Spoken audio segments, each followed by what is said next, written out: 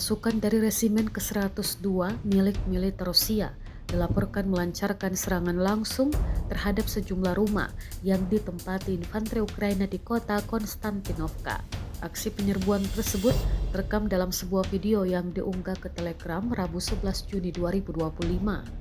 Dalam rekaman yang beredar, terlihat jelas pasukan Rusia bergerak mendekati bangunan-bangunan tempat pasukan Ukraina bertahan.